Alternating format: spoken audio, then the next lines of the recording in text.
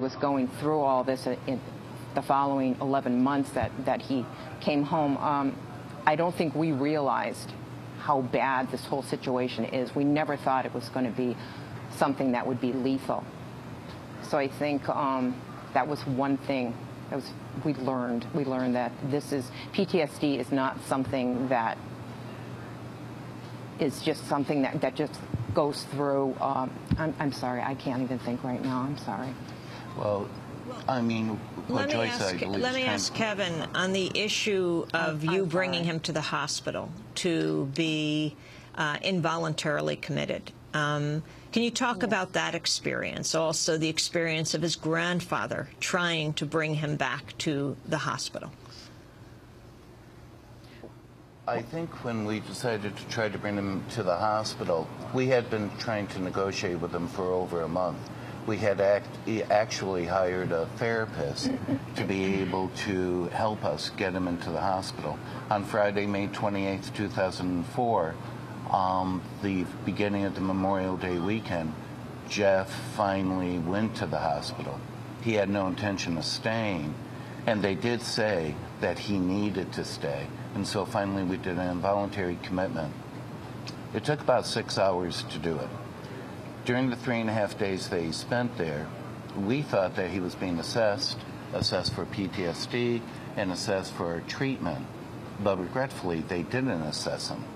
What they stated was that he had to be detoxed, and they were just trying to detox him. And then he was going to have to stay sober, completely substance-free, for a period of 3 to 6 months. And I looked at them, and in this age of dual diagnosis, I couldn't understand how they could even say that, because I went with the naive belief that the VA were the experts in regards to PTSD.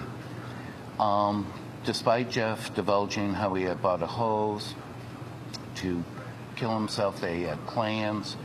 What happened is that they ended up discharging Jeff 3.5 days later. 2 days after that, Jeff got into a single car accident, totaled our family car.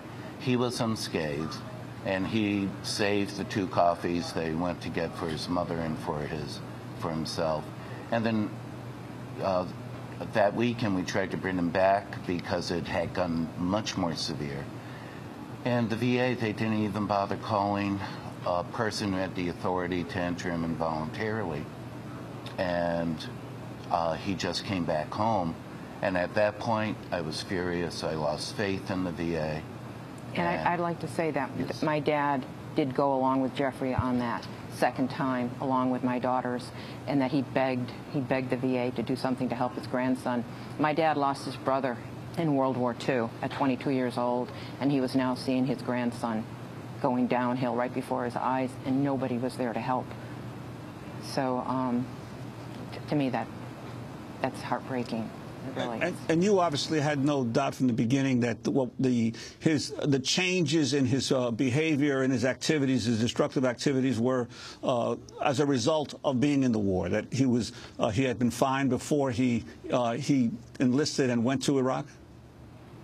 Absolutely, absolutely. His girlfriend said that a year prior to this, he would never have thought about taking his life. I mean, that wasn't Jeffrey. That wasn't Jeffrey at all. And to listen to him when he came back and to sit on the deck, and I remember sitting there going, who is this person? This is my son. I didn't understand what he was saying. It just seemed like it was my son's body, but the person was no longer my child. He was totally changed, and he was lost. He was in his own world of everything going through his head, not really looking at me, just kind of staring out and reliving things, saying things in fragments, so that you never really got the whole story. But you knew whatever he had gone through was horrific to him. This issue of the dog tags that he left on the bed, that Kevin, that you found on his bed after finding your son in the basement, saying that he killed 2 Iraqis, saying that he was forced to do that. Yes. I found the dog tags. Jeff had worn those dogs tags from the moment he had come home, no doubt beforehand. His girlfriend was the one who brought it to our attention that she really felt ill at ease because he refused to take them off. He only took them off 2 times. He took them off on December 24th, 2003, when his younger sister went in to check on him on Christmas Eve, and he had tears in his eyes, and he tossed the dog tags at her, saying that he was nothing more than a murderer. And then the second time that any of us know that he took off the dog tags was when I found them on June 22nd in the evening, resting on his bed.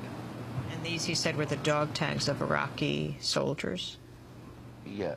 He identified them as the dog tags of 2 men that he had killed, 2 unarmed Iraqi soldiers.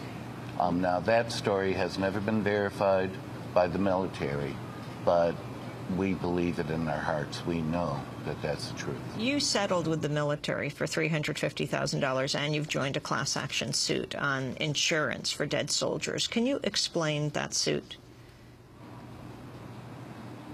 The suit is based on the fact that, well, just talking about our son.